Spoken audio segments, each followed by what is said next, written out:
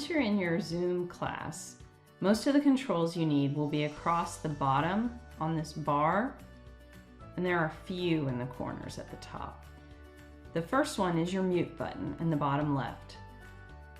Click on the microphone icon to mute and unmute yourself. Click on the video camera button to start and stop your video. The little arrow here to the right of the start video button is where you will find your video settings. Then if we make our way up to the top right corner, you'll see your different views. These are usually important to people. So speaker view, if you click on it, changes to speaker view. Speaker view puts the speaker large on the screen and puts everyone else in smaller boxes. Switch back to gallery view by clicking on it, and it will put everyone in equal boxes around the screen. Now going back down to our bar, let's look at the Manage Participants button. Okay, the Manage Participants box will show all of the students and you.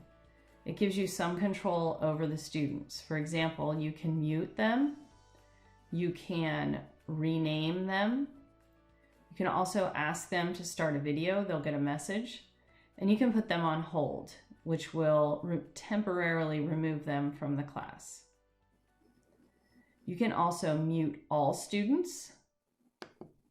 And note that you will have the option to decide whether the students can unmute themselves or they will rely on you to unmute them.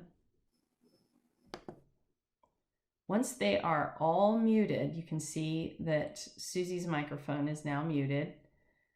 You can unmute the entire class by clicking the Unmute All button.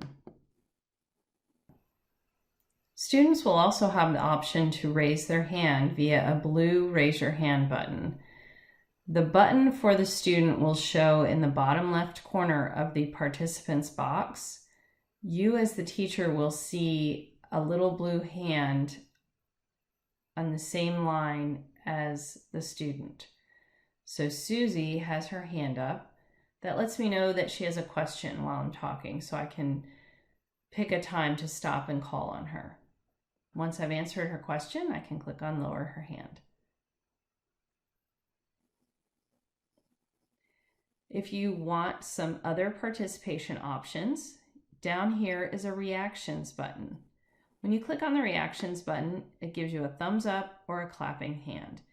If you click on one, it'll show up in your box.